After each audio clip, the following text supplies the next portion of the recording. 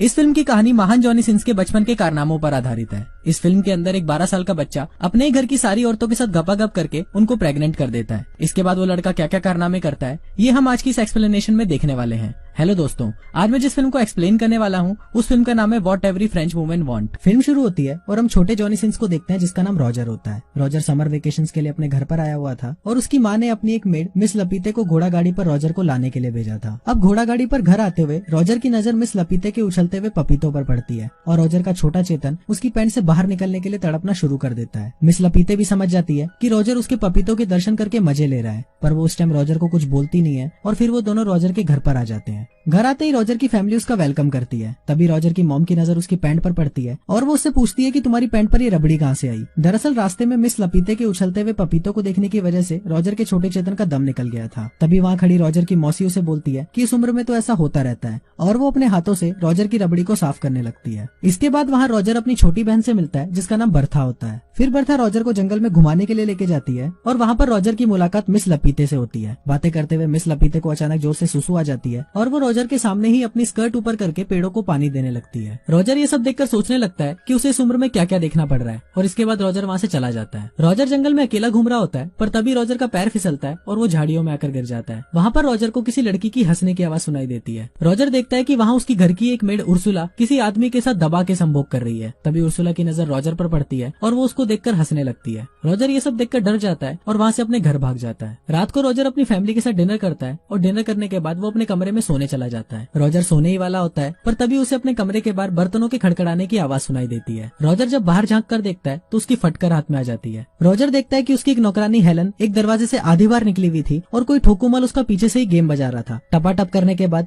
Helen अपने कपड़े ठीक करती है और वहाँ से चली जाती है। ये देखकर रॉजर अपनी भावनाओं पर काबू करता है और सोने चला जाता है। रॉजर जैसे ही बेड पर बैठता है तभी वहाँ उसकी छोटी बहन बर्था आ जाती है जो उसके बिस्तर में ही छुपी हुई थी। फिर बर्था उसको उनकी मौसी मार्गरेट के बारे में बताने लगती है। वो बताती है कि हमारी मौसी अभी तक एक वर्जिन है। फिर रॉजर उससे पूछता है कि तुम्हें कैसे पता, तो बर्था बताती है कि मुझे हमारी घर की एक मेड हेलन ने बताया था। फिर रॉजर पूछता है कि मौसी ने अभी तक शादी क्यों नहीं करी, तो बर्था बोलती है कि मैंने ऐसा सुना है कि उन्हें मर्दों से डर लगता है। अगले दिन बर्था रॉजर को एक नदी के किनारे लेके जाती है। यहाँ उनके घर की सारी मेट्स नहाते हुए अपने सीक्रेट शेयर किया करती थी। थोड़ी देर बाद वहाँ उर्सुला और बाकी मेट्स आ जाती हैं और रॉजर और बर्था पेड़ के पीछे छुपकर उनकी बातें सुनने लगते हैं। वहाँ पर नदी के दूसरे किनारे से 3 दरिंदे जा रहे होते हैं और ये 3 दरिंदे भी रॉजर के घर पर ही काम किया करते थे। फिर तीनों वहीं खड़े होकर सुसु करने लगते हैं और नदी के दूसरे किनारे बैठी मेट्स को अपना छोटा चेतन दिखाने लगते हैं। अब उर्सुला भी उनसे 4 कदम आगे थी इसलिए वो भी अपनी स्कर्ट ऊपर करके अपना पिछवाड़ा उनको दिखाती है और ये सब बर्था और रॉजर पेड़ के पीछे छुपकर देख रहे होते हैं। इसके बाद हम देखते हैं कि घर पर रॉजर की बड़ी बहन एलिसा अपने पापा के साथ आती है और घर के सभी लोग उसका वेलकम करते हैं। एलिसा एक एक करके घर के सभी लोगों से गले मिलती है पर जब रॉजर की बारी आती है तो वो उसे बस हेलो बोलकर घर के अंदर चली जाती है। अब रॉजर को ये समझ नहीं आ रहा होता कि उसके साथ ये अन्याय क्यों हुआ। तभी रॉजर की छोटी बहन बर्था उसके पास आती है और उसे अपने साथ एक चर्च में लेके जाती है। फिर वो दोनों चर्च की छत पर बैठकर उसकी मासी की बातें सुनने लगते हैं जो चर्च के फादर के सामने अपने पाप को कन्फेस करने आई थी। फिर मार्गरेट फादर को बोलती है कि फादर मेरे से एक बहुत बड़ा पाप हो गया है। फिर फादर उसे पूछते हैं कि तुमसे क्या पाप हुआ है,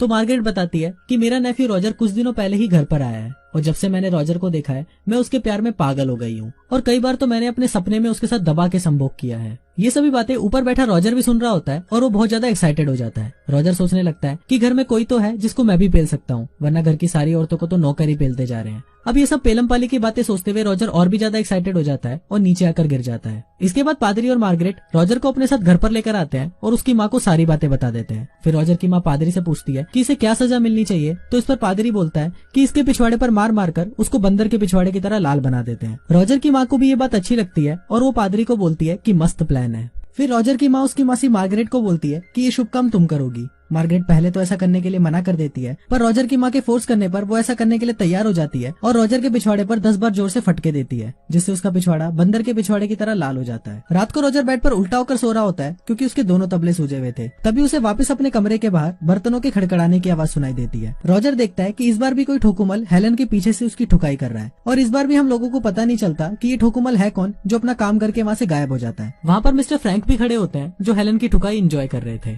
थोड़ी देर बाद रॉजर के पास उर्सुला आती है और उसको बोलती है कि आज की पिटाई से तुम्हें बहुत दर्द हो रहा होगा, लाओ मैं तुम्हारे पिछवाड़े पर बाम लगा देती हूँ। पर रॉजर उसको बोलता है कि नहीं, पर तुम मुझे एक बात बताओ कि मैं रोज देखता हूँ कि हेलन का कोई पीछे से गेम बजा रहा होता है और अपना काम हो जाने के बाद वो वहाँ से चला जाता है। आखिर ये महान पुरुष है कौन? उर्सुला बोलती है कि ये हम मेट्स का टॉप सीक्रेट है और ये बोलकर वो वहाँ से चली जाती है। रॉजर सोच रहा होता है कि यहाँ हर कोई किसी की ठुकाई कर रहा है, पर साला मेरा दिन कब आएगा। फिर रॉजर को याद आता है कि हेलन की ठुकाई तो मिस्टर फ्रैंक भी देख रहे थे और वो मिस्टर फ्रैंक से मिलने के लिए उनके रूम में चला जाता है। वहाँ जाकर रॉजर देखता है मिस्टर फ्रैंक अपने पैंट में हाथ डालकर दूरबीन से आसमान में कुछ देख रहे होते हैं। फिर रॉजर को वहाँ देखकर मिस्टर फ्रैंक घबरा जाते हैं और वहाँ से भाग जाते हैं। उनके जाने के बाद रॉजर भी दूरबीन से देखने की कोशिश करता है और वो देखता है कि बाहर दो लोग दबा के घपाघप करने में लगे हुए हैं। ये देखकर रॉजर सोचता है कि ये साला फ्रैंक तो मेरे से भी बड़ा हवस का पुजारी है। फिर रॉजर को वहाँ पर एक किताब मिलती है जिसमें घपाघप की बहुत सारी कहानियां लिखी हुई थी। फिर रॉजर उस किताब को अपनी पैंट में छुपा लेता है और वहाँ से चला जाता है। रॉजर अपने कमरे की तरफ जा रहा होता है, पर तभी उसे उसके पेरेंट्स के कमरे में से घपाघप की आवाजें सुनाई देती है। रॉजर की होल से अंदर झांकता है और देखता है कि उसके पापा उसकी मम्मी की अनबॉक्सिंग कर रहे हैं।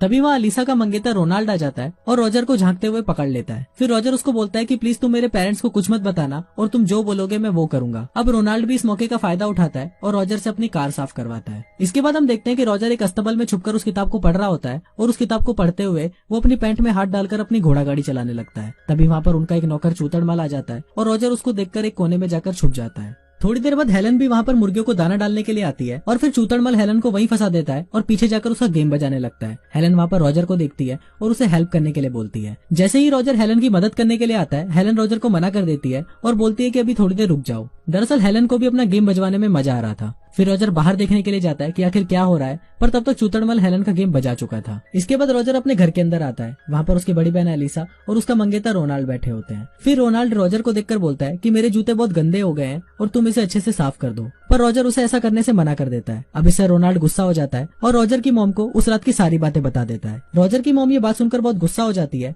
और वो बोलती है कि मेरी दोनों बेटियां बहुत ही अच्छी हैं और मैंने उन्हें अच्छे संस्कार दिए हैं, पर ये सारा ठरकी पता नहीं कहाँ से पैदा हो गया। फिर रॉजर की मॉम रॉजर को घर से बाहर जाने के लिए बोलती है और बाहर जाने से पहले रॉजर मियां खलीफा की अनसुनी कहानियों की किताब अपनी बहन की किताब से एक्सचेंज कर देता है। फिर रॉजर बाहर छुपकर अपनी बहन को वो घपाघप की किताब पढ़ते हुए देखता है। रॉजर देखता है कि मेलिसा को भी उस किताब को पढ़कर चरम सुख की प्राप्ति मिल रही होती है। अब रॉजर के मन में घपाघप करने की इतनी तेज चुल मचती है कि अगर रॉजर को अभी घपाघप नहीं मिला तो उसका छोटा चेतन उसकी पैंट में ही फांसी लगा लेगा। फिर रॉजर अपनी चुल शांत करने के लिए सीधा उर्सुला के पास जाता है जो किचन में काम कर रही होती है। रॉजर किसी भूखे नंगे भेड़िए की तरह सीधा उर्सुला पर टूट पड़ता है, पर उर्सुला को लगता है कि घर के किसी नौकर ने उसको पकड़ा है, तो वो अपने आप को बचाने के लिए रॉजर के सर पर एक प्लेट मार देती है। उर्सुला को जब पता चलता है कि ये तो अपना छोटा पप्पू रॉजर है, तो वो उसे घपाघप करने के लिए हाँ बोल देती है। दोनों प्रोसेस स्टार्ट ही करने वाले होते हैं, पर तभी वहाँ पर एक मोटी मेड आ जाती है और रॉजर उसको देखकर वहाँ से भाग जाता है। अब रॉजर की ठरक चरम सीमा तक पहुंच चुकी थी और उसे किसी न किसी के साथ तो घपाघप करके अपने छोटे चेतन को शांत करना ही था। अचानक रॉजर को मिस लपीते याद आती है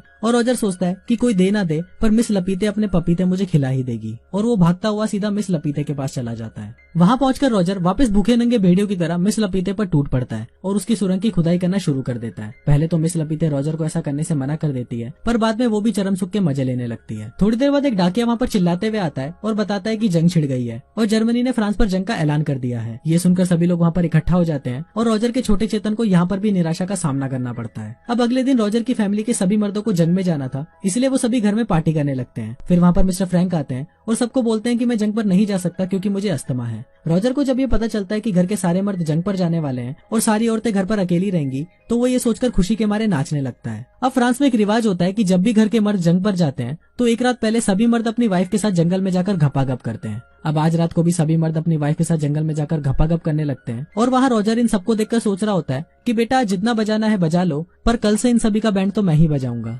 अगले दिन घर के सारे मर्द जंग पर चले जाते हैं और उनके जाते ही रॉजर सबसे पहले उर्सुला के पास जाता है और उसके साथ दबा के संभोग करता है। अगले दिन बर्था रॉजर को बोलती है कि हमारी माँ पादरी के सामने कुछ कन्फेस करने वाली है, तो हम जाकर देखते हैं कि उन्होंने क्या पाप किया है। दूसरी तरफ उसकी माँ पादरी को बता रही होती है कि मेरा हस्बैंड मेरे साथ अलग अलग पोजीशन में संभोग करता है और मुझे भी इससे बहुत मजा आता है, पर कभी कभी मुझे ऐसा लगता है कि मैं कोई पाप तो नहीं कर रही। पर इस पर पादरी उसको बोलता है कि तुम अपने पति के साथ कुछ भी कर सकती हो और ये करना कोई पाप नहीं है।